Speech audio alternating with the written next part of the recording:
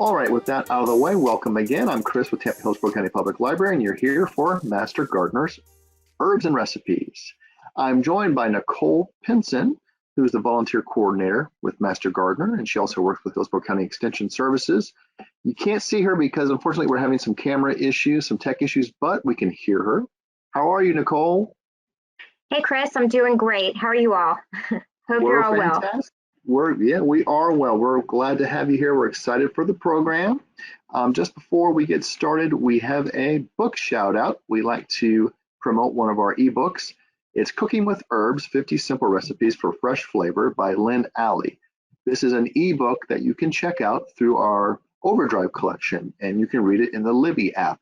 To find out more about our books, ebooks, and physical books, you can go to hcplc.org/books.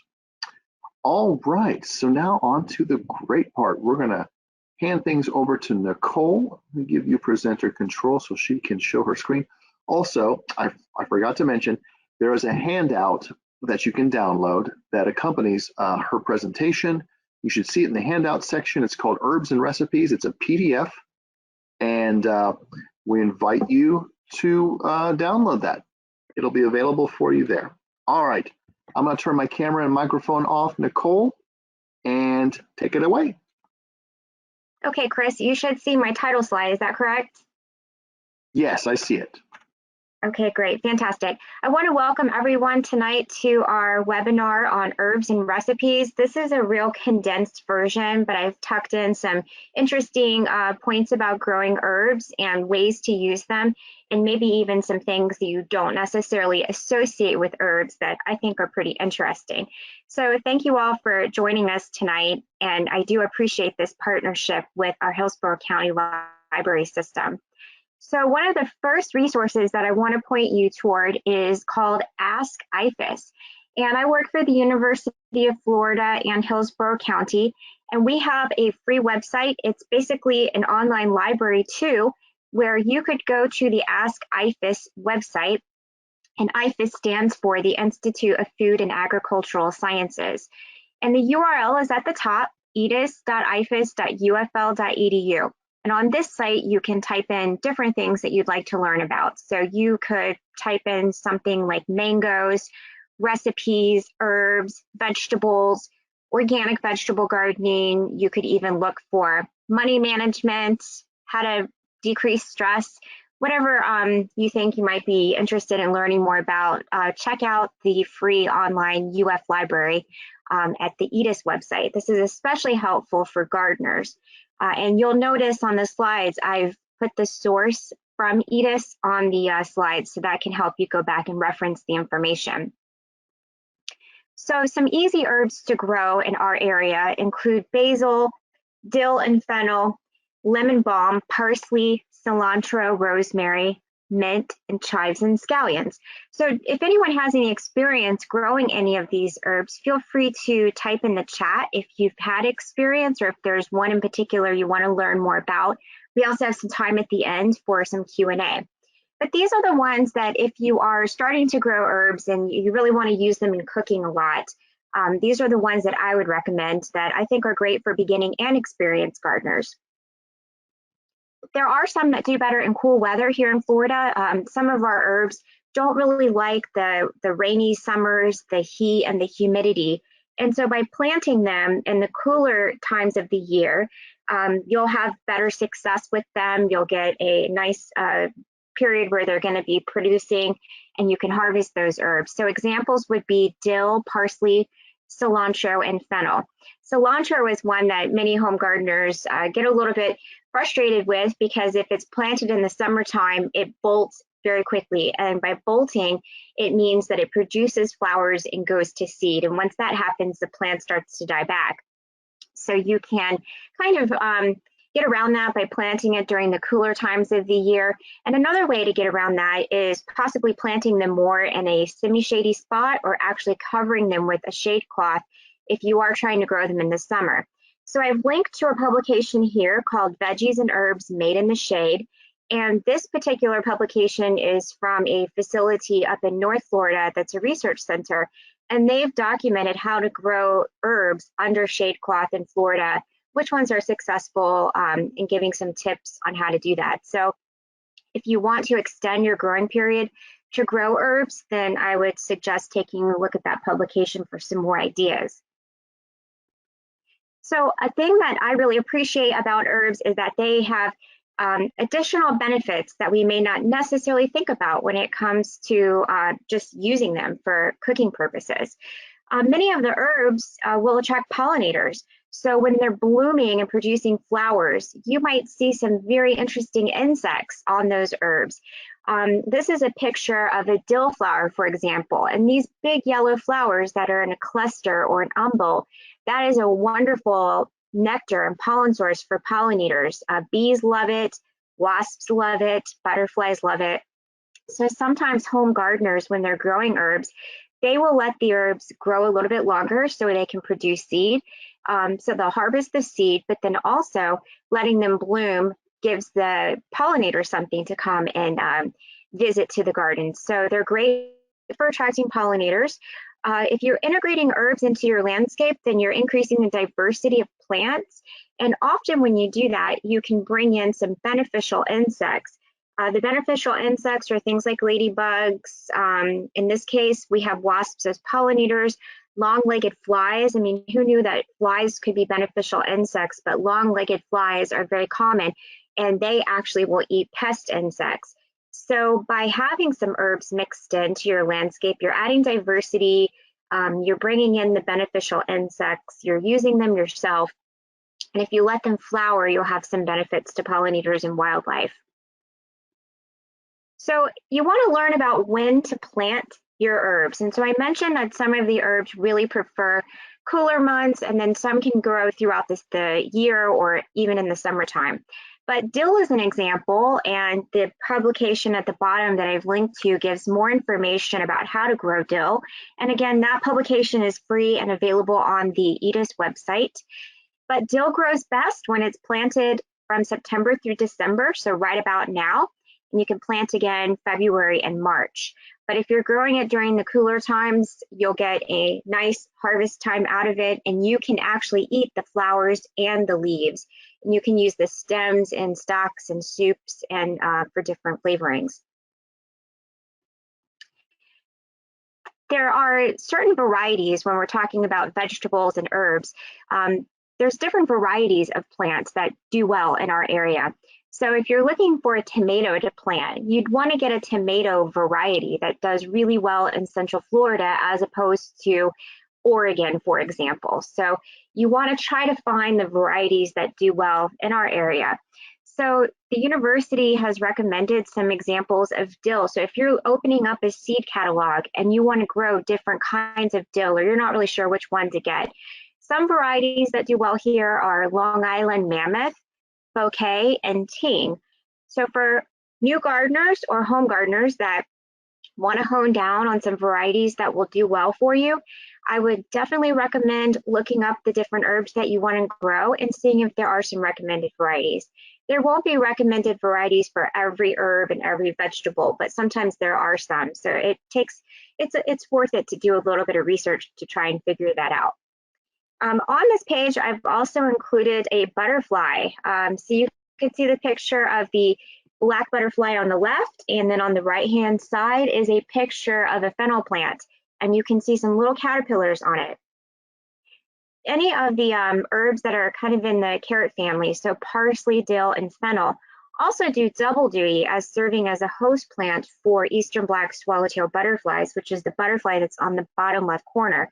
So remember I said that some herbs have added benefits where they'll be great for pollinators and beneficial insects.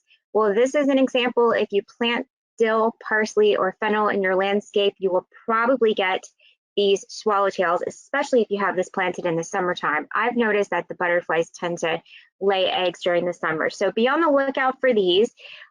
These are not considered pests. They're actually considered beautiful butterfly caterpillars, and it'd be really neat if you can get them to your garden. And if you have kids, this is a really great thing to experience with the kids. So the other thing that's kind of neat about IFAS publications and the university is that there'll often be tips that you can use to help you plant things. So an example, give me just one moment. Okay, there we go. Just moving something out of the way. An example for dill would be to plant the seeds about 1/4 to 1/2 of an inch deep. And then as you're planting those seeds, you'll probably get several plants coming up. And some of the tips for growing dill would be to thin the plants so you have one plant every 12 inches. And by thinning, that means to actually pull some plants out. So you have to be a little bit ruthless, but by doing that, you are going to give it space for your dill plants to grow and have a really nice crop of dill that you can harvest and use. So look for tips for the specific plants that you'd like to grow. Parsley is another example that does really well during the cooler months. So right now would be a great time to go out and get some parsley and plant that. And remember that the parsley is also a host plant to the eastern black swallowtail butterfly. Some other tips on planting parsley. You can plant the seeds very easily. That's how it's propagated. Sometimes it takes a while for parsley to go to seed. So this is one that you would leave in your garden and then wait for it to produce flowers and then go to seed and save those seeds. Or you can just purchase seeds and plant those. Interestingly, the seeds germinate, or also it's called sprout. They'll germinate better if you soak those seeds for 24 hours before you plant. So some of you may have known that, but if you don't know, this is a really great technique or strategy to help get better germination rates when you're planting parsley seeds. So as you plant them in individual containers, you may transplant them later, and parsley does like to stay moist. So putting it in a location that's close to water that you can monitor and keep an eye on, and keeping it moist will give you a nice healthy plant. On the bottom right, I've included a picture of the egg to look for. This is the egg of the eastern black swallowtail butterfly. And you can find these eggs on the tip of the new growth on top of the leaf. And they are like creamy yellow, white circles laid one egg to the tip of a leaf. So the reason why I share this is because you will find these in the summertime and you don't want to accidentally eat your butterfly eggs. So take a look for those. A plant that we get lots of questions on at the Extension office is lavender. And lavender is one of the herbs that I particularly really love, but it really doesn't do as well here in the summertime. It does like full sun and it has some tender cold tolerance, but the cooler months is the better time to plant it. So October and March are great times of the year. Most home gardeners in our area start to remove the plants around June. And the reason for that is once it starts raining, it can get to where the soils are saturated. The plant really doesn't like the hot, humid summers. And we treat lavender often as an annual, meaning that it grows and dies within one season or 1 year. So this is something that you would replant every year in most cases. I would also recommend trying to get creative with growing your herbs. Plants often do better when they have that diversity because then it keeps the pests guessing. So you can mix herbs into your existing raised beds, your container gardens, interplant them with vegetables. It's super easy to do as long as they have the same watering requirements and light requirements. So consider mixing in some herbs with lettuce and tomato and beans and cucumbers and others. You could even try mixing your herbs with edible flowers, which I find to be really fun and interesting. Some examples of edible flowers include marigolds, squash flowers, and society garlic. And if you want to interplant with vegetables, I would suggest trying this free brand new app from UF. All you have to do is go to that link, type in your zip code, and it will tell you exactly what vegetables you can grow right now in your area. A few tips on pests and diseases with herbs. If you add mulch to your vegetables and herbs, it helps to reduce splashing of spores that could cause disease. So mulch is always a good thing in a vegetable garden and including an herb garden. Rotating plants keeps the pests and the disease guessing. And be sure to use disease-free plants. So if you happen to have a basil that you've had in your garden and it didn't do well that year, don't harvest the seeds and replant it. You actually want to start with some clean, fresh seeds or transplants. So avoid saving the seeds or propagating diseased plants. And limit pesticides. We talked about how you want to scout and sort of know what might be eating your plants. And in this case, these caterpillars are all of the eastern black swallowtails, so we would not consider these to be pests. You want to keep the plants watered. Something that I see a lot with herbs are plants that are in tiny terracotta pots that dry out quickly, avoid that. Choose larger containers, good soil next to an irrigation source. Avoid overhead irrigation that can transmit spores and splash it onto the plants. We've got issues with some herbs with mildew, so that's what you might want to avoid. And if you have plants that have diseased or damaged leaves, you can remove those by hand and put them in the garbage and get them away from the rest of your plants, and that actually is a good sanitation practice. If you have additional questions, contact Extension if you need help with finding a pest or a disease. One of the pests that we do with regard to basil is a blotch miner. It kind of looks like it could be a bacterial problem, but it's actually a leaf miner on the leaf. So ways to use herbs. I really enjoy using herbs because they can enhance the flavor of the foods that you cook without adding fat or sugar or sodium or even that many calories. So it's really wonderful to just elevate a dish, and I'm an avid cook. I made some potato leek soup today and used fresh herbs from the garden as a garnish on top. So harvesting your herbs is something that you want to be encouraged to do.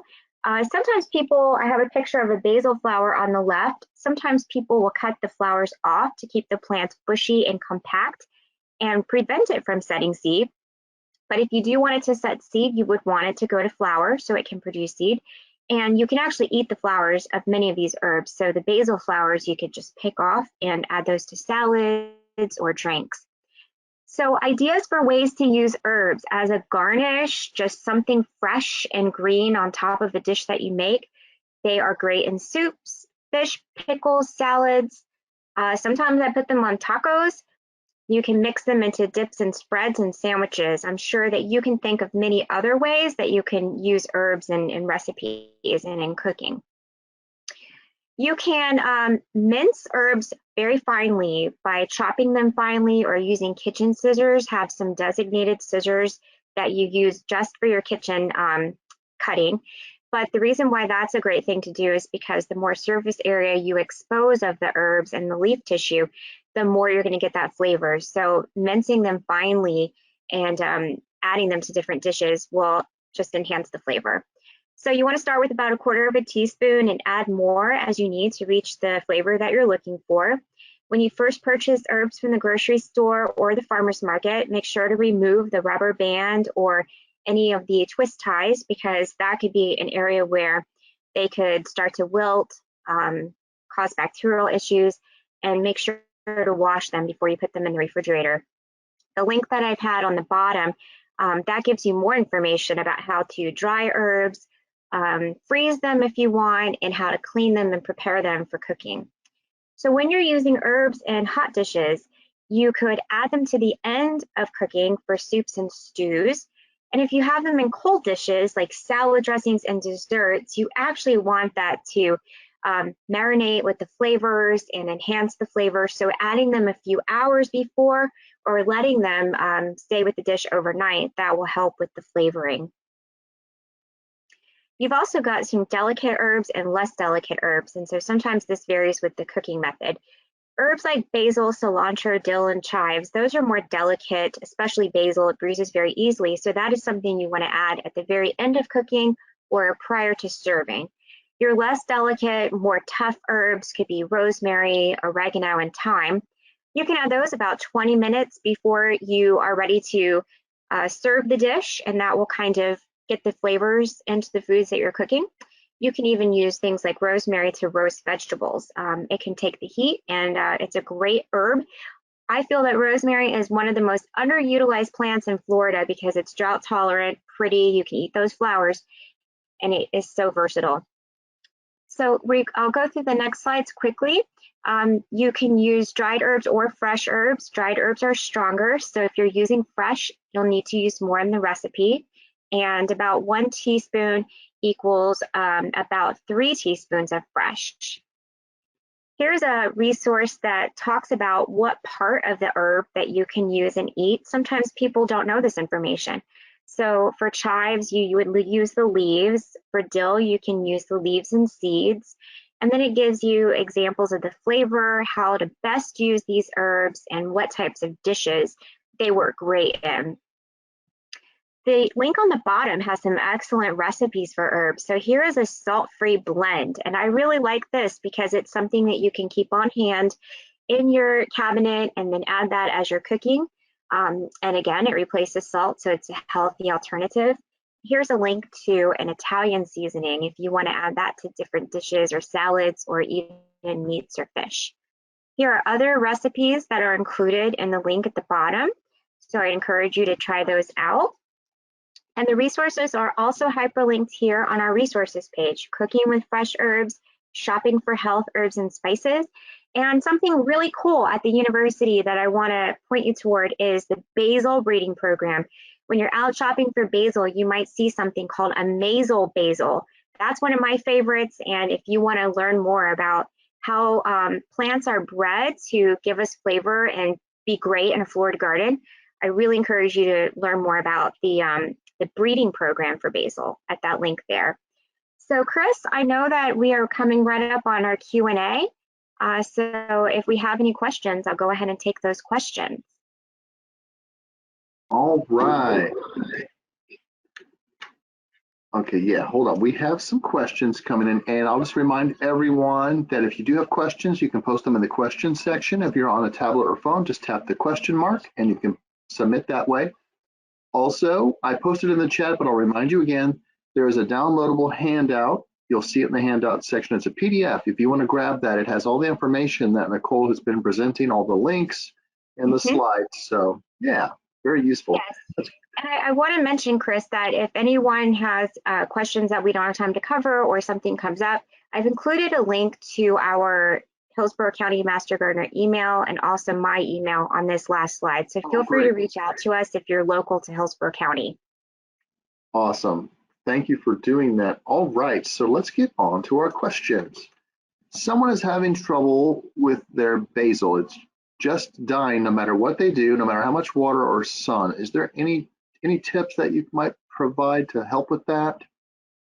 Yes, so with basil that's dying, the main things that I would look at would be the soil, making sure you have good quality soil, making sure that it's not getting overwatered. So you've got a little bit of a fine line with keeping it too wet versus letting it dry out a little bit. And I would highly recommend looking at some of those new basil varieties. So see if you can get your hands on a mazel basil and some of the others that tend to be a little bit easier to care for. And also when you're using those varieties, if you're cutting them, they will bush out. They tend to perform for a longer period of time. So take a look at the different varieties. The other thing you can do is pinch those flowers back. If you want compact plants that will last a while and not die quickly, pinch off the flowers. All right, thank you. All right, our next question is, I've not had good luck growing parsley from seed. Cilantro grows great from seed.